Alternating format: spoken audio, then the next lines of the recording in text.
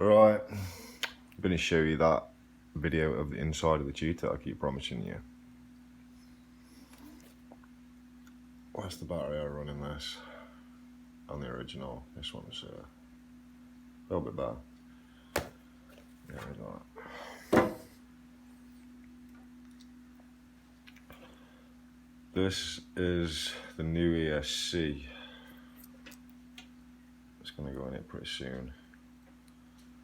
I've soldered some Dean's connectors on it. I like Dean's. A lot of people don't, I do. This thing is going to improve the car dramatically. I want to get it all running, get the steering right, get everything right, get the feel of the car, then slap this bad boy in because it's quite expensive.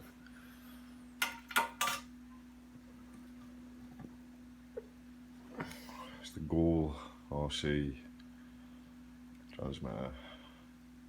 That there, I always put a bit of hot glue in that so it doesn't move.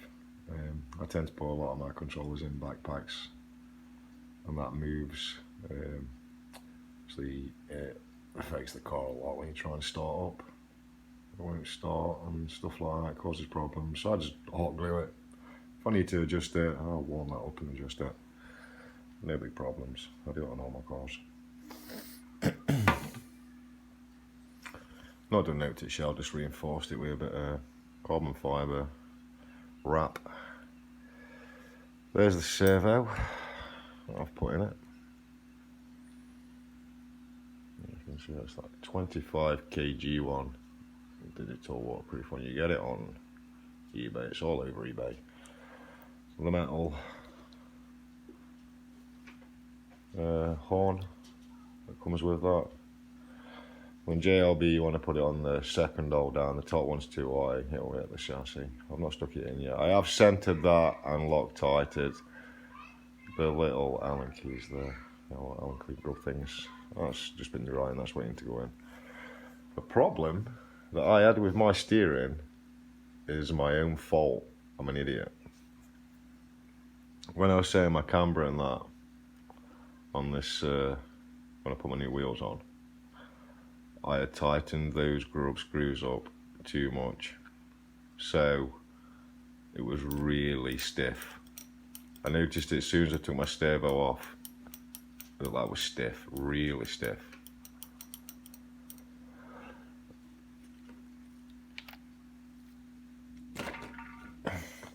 I did think it was that servo saver. I loosened that right off. Still so stiff it was. Then I realised the only thing I'd messed about with was these Grub Screws. As soon as I loosened them off, the steering is, I'm in an awkward position, but our steering is so smooth now, it glides. Plus I have dropped a tiny bit of oil on these moving parts because there was a little bit of grit noise coming from them. Nah, it's smooth, glides. Quite confident as soon as I put that servo back in, my car's just gonna run sweet and better than it ever did. These marks on here are glue.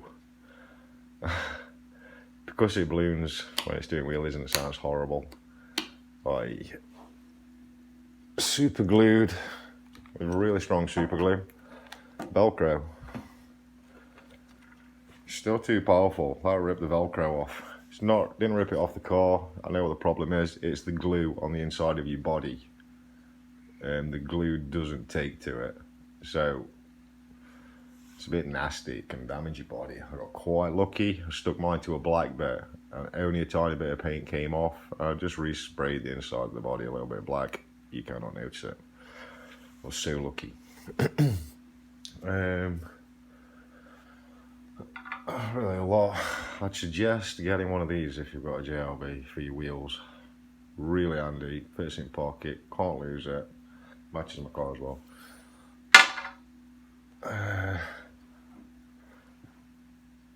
Two different kinds of Loctite.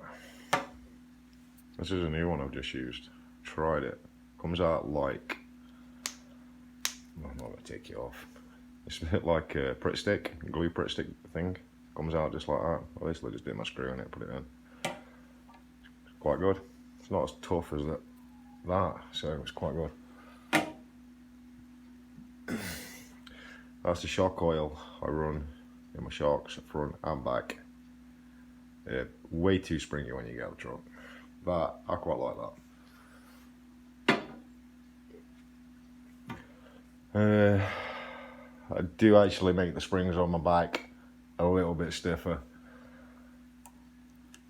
because I like to try and get some speed out of it as well, not just flat out wheelie it constantly. I find that helps. Got the fan in it. That is just a cheap fan. Stuck a castle sticker on it. The receiver is only a 3-channel, so I've got my steering, my throttle, lights, and then my fan at the end.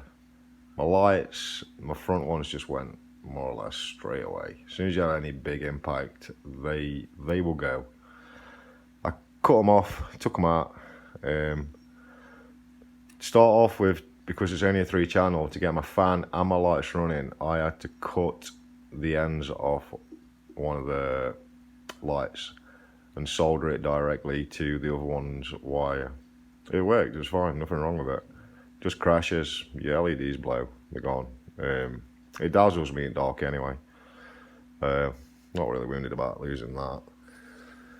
But that is it, that is the inside of my truck. That's what I'm playing with at the moment, getting fixed. I'm going to bash on with that. I'll be back. I'm sorry, well, I'm actually sorry I didn't show you that not centering, but a lot of people, go on YouTube, you'll see what a Servo looks like not centering, it's horrible. You'll notice on my video when I was out bashing, the car, every time I crashed, you'll notice it was a left turn.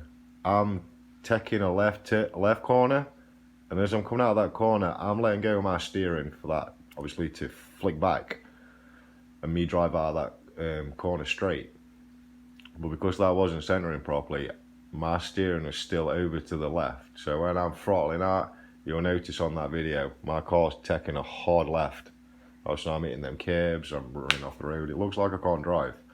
It was the car. I thought I'd be okay. I was getting it out wondering what was wrong with it. Obviously I figured it out. It's gonna run sweet as soon as that's all back together.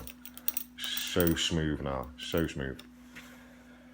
My camber probably won't be right, but I'll get the steering set up and then I'll gradually sort the camber out. I might have to bring the ball joints out slightly, but don't tighten those too much. A little bit of play, tiny bit of play, fine.